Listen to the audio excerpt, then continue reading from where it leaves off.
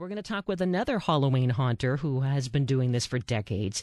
Monica, she and her husband have been creating this Maniac Mansion in Covina. And can you believe it? Hundreds of people visit this home haunt in Covina. They've been doing it for 20 years, she and her hubby. So, Monica, great to have you here. Thank you, Cindy. Good to be here. Yeah, so tell me, it sounds like this can be really a couples thing. I've heard of several people who've either met and fallen in love over, the mutual passion for Halloween and Halloween haunts and such.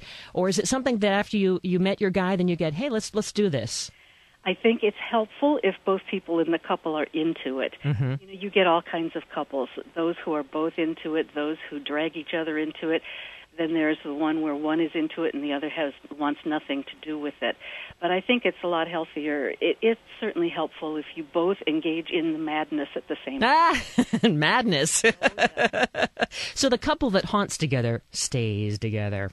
Yes, if they don't tear each other's throats out before the haunt opens, yeah. All right, so tell me, what is the Maniac Mansion? It from the pictures, it looks like it's got a little bit of a carnival thing going on.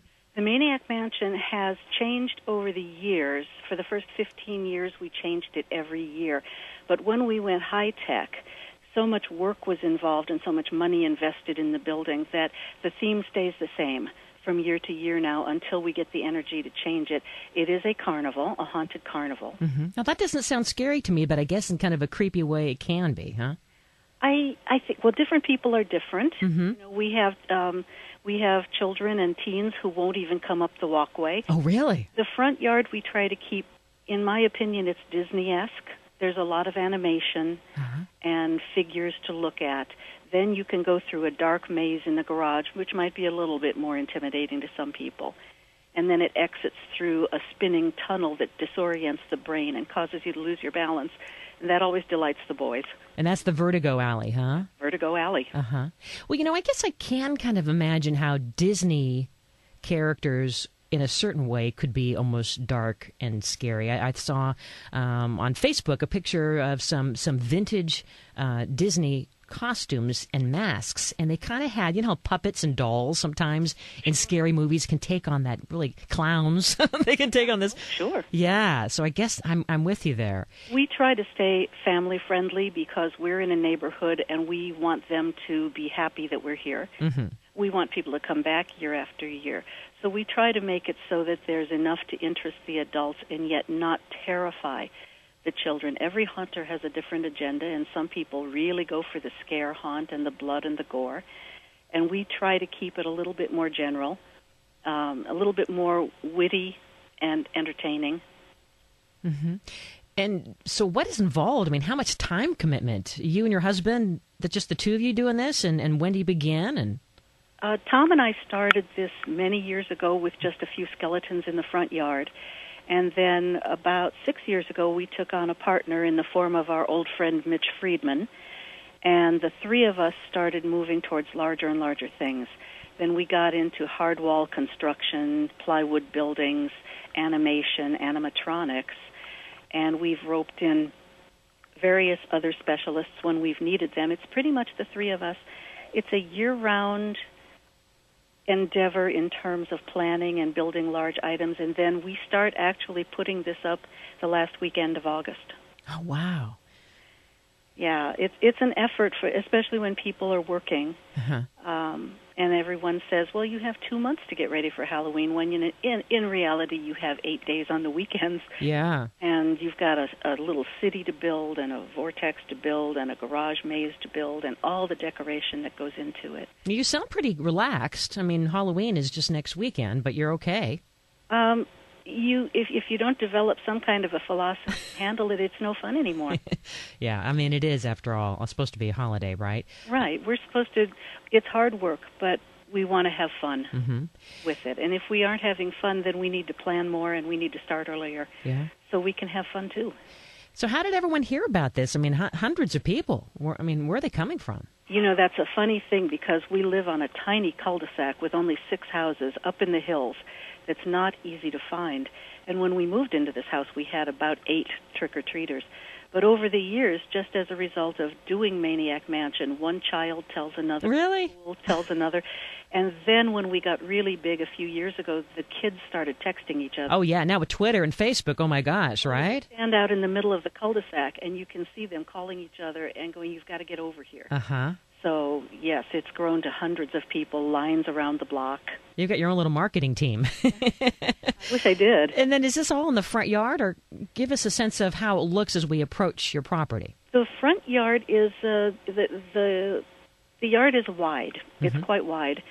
And it occupies the entire front yard. There's a full-size carousel that occupies half of the yard. And did you build that carousel? My husband did. He's an engineer. He designed it, and he built it. Wow. And it works. And where do you keep it in the off-season? It breaks down into surprisingly manageable pieces, and they're stashed in various spots around the property, under the eaves and in the attic, and we find ingenious places. You got to love those engineers. Yeah. And so you guys are kind of old school because you build it all yourselves. Absolutely. And where do you get your supplies and all the stuff to? Scrounge. Yeah. You know, there's quite a bit of money that goes into lumber and paint and various components. You scrounge what you can, and you try to be as creative as you can. And you dress up for this, don't you? Some people do. I mean, you, because you're kind of like, you're the maven of the thing. You're the mistress. I try to have at least some kind of a gown or something that sets me apart so I can be the focal point for crowd control.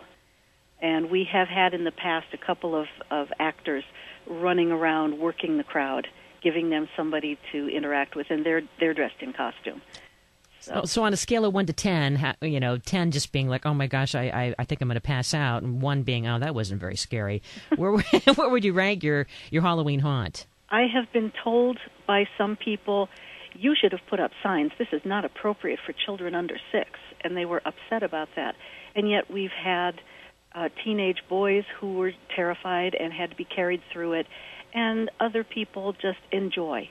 So it's an individual sort of a thing. Where I would put it on the scale, I would say if you enjoy Disneyland, it's must-see.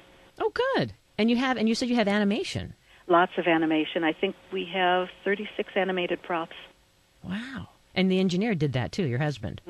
Yeah. And Mitch Friedman, whose specialty is electronics. We all work on these things together. So the skeletons talk and move their heads, and other creatures move and things pop up, and various things like that. So is this for free, or do we pay something, or what happens when we... Well, no, we pretty much do it for our own satisfaction and to give people and kids a memory. So, no, it's free to the public. Isn't that nice? So we go... Do you have a website, right? We do. We have a little website. We're not exactly website savvy, but it's there just to give people the dates and a couple of photos and the address. And it's maniacmansioncovina.com. Right? Yes. And when does it open up? Is it opening midweek or something next week? We're going to be running Saturday night, which is the night before Halloween. Okay. And then on Sunday night, Halloween night, we'll be running, and of course with treats for the children. So just the 2 nights? Just the 2 nights this year. Okay. So what would you recommend for people who are inspired by what you're saying? And I mean, boy, it just sounds like so much fun to get into it, and then to have, once you have the rhythm down, it's like you have your supplies. It isn't as difficult. It sounds like you can just kind of add a few more little pieces every year, but you've got your thing together. What would you suggest we do to kind of get started? Having done this for so many years, the thing that I would advise is make a plan and start small. Start with one scene, get that scene finished. The next year, add another scene or another complicated prop. Work in zones or in pieces. If you try to build Maniac Mansion in 1 year, you will not succeed and probably lose your mind. Yeah. But if you take it in pieces and you build a little bit year by year, you have more to look forward to. Then when you get to the saturation point where you just don't have time to put up any more stuff, that's a clue to you to stop. Yeah. And so you have some costumes. You and your husband are dressed up, and people can wear costumes as well. And then do you have candy for people, right? Sure, for the children. Sure. That sounds like a lot of fun. Yeah. And you're hosting a party tonight, so it's nice of you to take some time in spite of all you have going on. But you say the people just they insist on you having this Halloween party.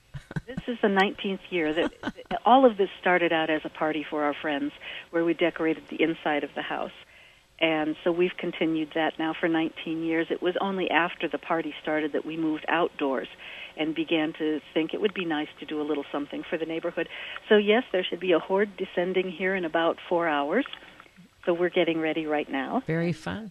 This will be kind of a dress rehearsal to see how much of the haunt is ready and how much we have left to do this coming week. Well, we're going to bring in another guy that I think you probably know from this group, Cal Haunts. Dennis Greiser, you're back with us. Can we hear you now? There you go. Hopefully you can hear me now. Now we can hear you. Okay. And, hello, Monica. Hi, Dennis. Yeah, so it really is a little. It's a community. It's a fraternity. It's a club. It just sounds like so much fun. Just sharing in this whole Halloween thing year round and learning together on how to make your house spooky and scary and creative and all that good stuff. It is very much. I would almost go so far as to say it is a family. Everyone has their own gifts. There are things that they know, things they can do, and things that they can't do. But chances are somebody else can help you out. Mm-hmm. And at Cal Haunts, it's uniquely structured in that for each month working up to Halloween, someone is going to teach a project, and you can make it and take it home. And you can build it inexpensively because there'll be a group purchase of materials bringing the price down. Mm. Plus, there's a potluck, and even if I'm not building the project, I love to hang out with haunters. You guys sound like so much fun. Well, you guys don't go away because we want to talk a little bit more about what if we aren't an engineer or a Disney animator? How are we going to do all this? We need some help. Besides joining Cal Haunts, what else can we do to really get our spooky on? You're listening to Home Wizard Cindy Dole. We're back after this because we're just getting started.